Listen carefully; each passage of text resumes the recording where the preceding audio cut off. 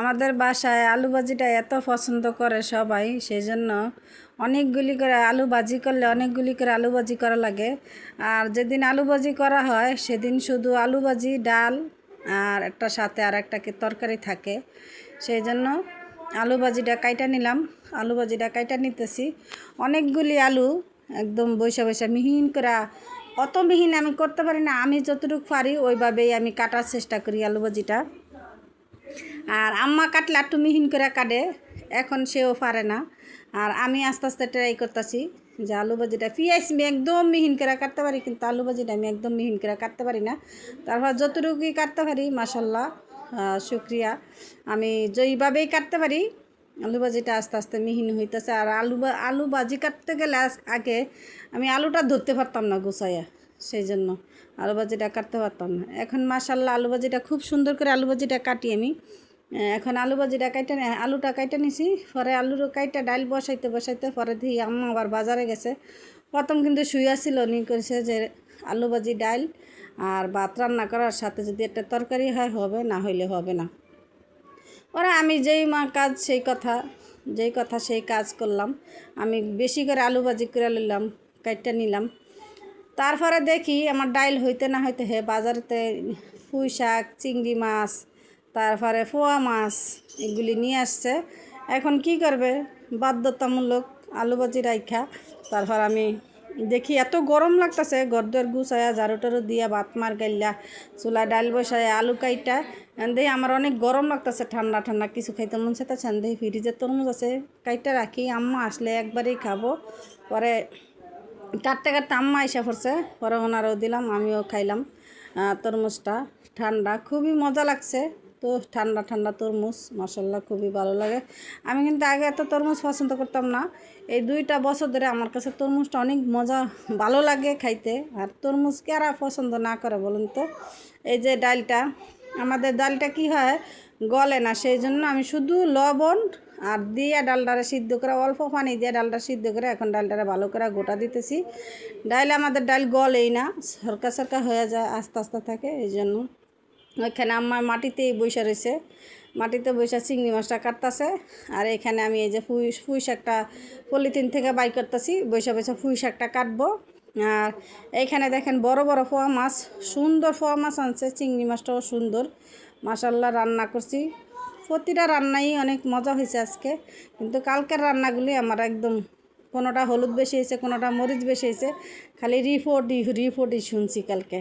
মাশাল্লাহ আজকে খাইয়া সবাই তৃপ্তি হয়েছে নাকি, রান্নাগুলি খুবই মজা হয়েছে। আর পুঁই শাকটা এত তাজা, দেখেন আপনাদের সাথে সামনে ক্যামেরা না, তারপর আমি সব বৈশা শাকটা কাটতেছি। আর আমার কেমন দেখা যায়, আর আমি না ইদানিং ধরে আমার থাইরয়েড বাড়াতে আমার পুরা শরীর ফুলে গেছে, পুরা শরীর। আমার থাইরয়েড সমস্যা, তো থাইরয়েড গলা মানুষ পুরাটা শরীর ফুললা জায়গা, সেই জন্য আমার পুরাটা শরীর ফুললা গেছে গা। দেখেন কি অবস্থা করে বৈশা, তারপর আমি শাকটা কাটতেছি।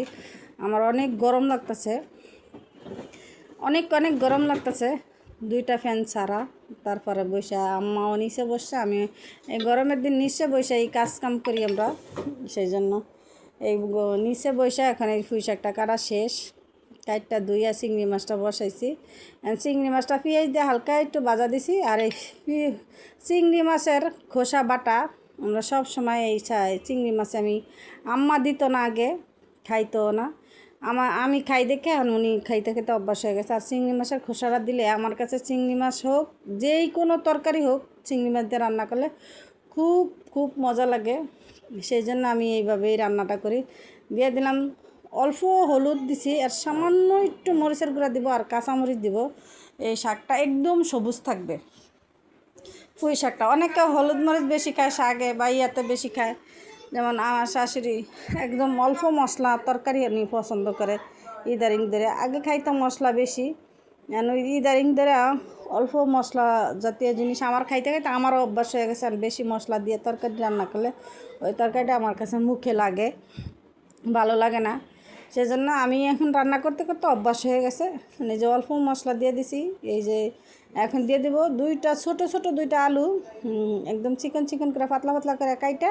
আর এই যে পুঁই শাকের বিচিটা, পুঁই শাকের আমি বলতেছি, আমি না বয়স দিতে গেলে সব কিছু ভুলে যাই। এখন এই যে পুঁই শাকের ডগাগুলি আছে, এই ডাটা, এই পুঁই শাকের ডাটাগুলি আমি আগে আলু দিয়ে সিদ্ধ করে নিমু। আর এখানে আমার পোয়া মাছ কাইটটা ধুইয়া পানিতে ভিজাই রাখে সব সময়, আর আমি পুঁই শাক ধুয়ে রাখছি। এইখানে আলু ভাজির জন্য আমি আবার কিছুটা পেঁয়াজ কেটে নিতেছি, মাছ ভুনা করব। মাছ ভুনার জন্য একটু মিহিন করে কাটতেছি। আর দেখেন আমার ডাটাটা একদম সিদ্ধ হয়ে একদম নরম হয়ে গেছে। আর একটু নরম হলেই আমি শাকটা দিয়ে দেব। শাকটার কালারটা মাশাআল্লাহ এত সুন্দর আসছে, আমার শ্বশুর সবাই খাইছে।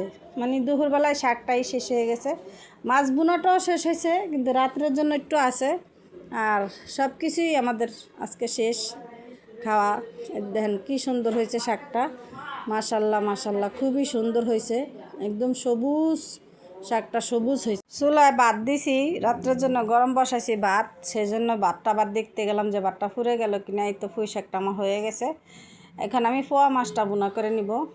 পোয়া মাছটা বেশিক্ষণ লাগবে না ভুনা করতে। পোয়া মাছটা ভুনা করলে করলা ভাজবো, সাথে আবার আলুটাও ভাজি করব। আলু ভাজিটা কাইটা রাখছি, আলু ভাজিটা তো করি নাই, ডাল করছি, ভাত করছি, পুঁই শাক করতেছি। এখন আবার মাছের ভুনাটা করা হইলে আমি আবার এই যে ইয়াটা করব, ওই যে আলু ভাজিটা করব, সাথে করলা ভাজি করব। এখানে তেল গরম করা পেঁয়াজ দিয়ে দিলাম। পেঁয়াজটা একটু হইলে আমি এখন রসুন বাটা আর এই যে দিয়ে দেবো, লবণ দিয়ে দেবো। দিলে এই পেঁয়াজটা মজলে তারপর আমি সামান্য ধনিয়া গুঁড়া আর পরিমাণ মতো হলুদ গুঁড়া, পরিমাণ মতো মরিচের গুঁড়া দিয়ে দিব। আর কিচ্ছু দিব না এটার ভিতরে। নামানোর সময় ধনিয়া পাতা দিয়ে নামাই দিব। এখন লবণ দিয়ে দিলাম, রসুন বাটা দিয়ে দিলাম, দিয়ে এখন কষানো হয়ে গেছে। এখন পরিমাণ মতো হলুদ দিব, পরিমাণ মতন মরিচের গুঁড়া দিব। এই তো সামান্য একটু মরিচের গুঁড়া দিলাম। এখন দিয়ে দিব ধনিয়া গুঁড়া। ধনিয়া গুঁড়াটা অল্প দিছি, বেশি দেই নেই। বেশি স্মেল আসলে মাছ আমার কাছে ভালো লাগে না। আমার কাছে স্বাভাবিক রসুন বাটা দিয়ে, রসুন বাটা আর পেঁয়াজ দিয়ে শুধু মাছটা রান্না করবেন, হলুদ আর লবণ মরিচ দিয়ে, দেখবেন খাইতে খুবই সুন্দর, খুবই মজা। অনেকে সব পদের মশলা দেয়, কিন্তু আমরা দেই না। আমি সামান্য ধনিয়া গুঁড়া থাকলে, বাসায় থাকলে দেই, আর যখন বাসা না থাকে তখন ওইভাবেই রান্না করি। কিন্তু সবাই মাশাআল্লাহ সবাই পছন্দ করে। আর আজকের মাছের বুনাটা যে এত মজা হবে আমি জীবনেও কল্পনা করি নাই, যে আমার রান্না আসলেই এত মজা। আমার রান্না আমি প্রশংসা করছি। অনেকে বলবেন যে নিজে রান্না করে নিজে প্রশংসা করে। ভাই, একবার নিজে রান্না করে নিজের পছন্দের খাবারটা নিজে রান্না করে খায়া দেখবেন, মাশাআল্লাহ খুবই খুবই মজা হবে রান্নাটা। এখন টমেটোটা দিয়ে দিচ্ছি, এই টমেটোর সাথেই মাছ দিয়ে দিব। মাছ দিয়ে তারপর আমি ইয়াটা কষাই নিব। এই দেখেন একে একে মাছগুলি দিয়ে দিছি। আমার মাছগুলি ভিজায় রাখছে, আবার আমি একটু দোয়া দিয়া ওই পানিটা ফালাইয়া দিয়া তারপর আমি এই যে মাছগুলি দিয়ে দিছি। যেগুলি ছোটো মাছ ওগুলি আস্তা রাখছে, আর যেগুলি একটু বড় 3 টুকরা করছে মাছগুলির আম্মা। আর আজকের পোয়া মাছটা খুবই খুবই খুবই ভালো, তাজা তাজা মাছ ছিল। মনে হয় টাটকা মাছটা আজকে ধরে আনছে সকালে, সেই মাছ।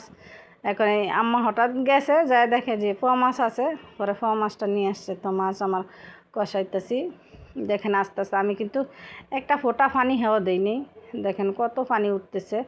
আস্তে আস্তে আরও পানি উঠা মাছটা একদম হয়ে যাবে। মাশাআল্লাহ। আমি মনে করছি মাছগুলি আমি পোয়া মাছ রান্না করলে কেমন জানি ভেঙে যায়, নিচে লেগে যায়। এই ইয়াতে দিলে দেখেন কত পানি উঠছে। কিছুটা কাঁচামরিচও দিয়ে দিছি রান্নাতে। রান্না হয়ে আসছে, আমি ধনিয়া পাতা দিয়ে দিছি। ধনিয়া পাতাটা স্কিপ হয়ে গেছে, আপনাদের সাথে শেয়ার করা হয়নি। দেখেন আমার মাছের ফাইনাল লুক, কত সুন্দর মাছ বুনাটা হয়েছে, মাশাআল্লাহ সবাই খাইছে। আর এখন আমি এই যে রান্না তো শেষ, এখন আলু ভাজিটা দিয়ে ওই করলাটা ভাজি করব। করলাটা ভাজি করা হইলে আমি দিয়ে দিব। এই করলা ভাজি নামাইয়াই আমি এই কড়াইতেই আবার আলু ভাজি দিয়ে দিব। 1:30 বাজে গেছে, আমি এখন গোসল করতে পারিনি। রান্না করতে করতে 2 দিন ধরে দেরি হয়ে যায়। ঘরে বাজার থাকলে রান্নাটা তাড়াতাড়ি হয়, আর বাজার না থাকলে রান্নাটা একটু দেরি হয় আমাদের। সেই জন্যই তো রান্নাটা এই করলা ভাজি হয়ে গেছে। এই তো আমার সব রান্না শেষ। এখন আলু ভাজিটা দিয়ে দিছি, আলু ভাজিটা দেখাইনি।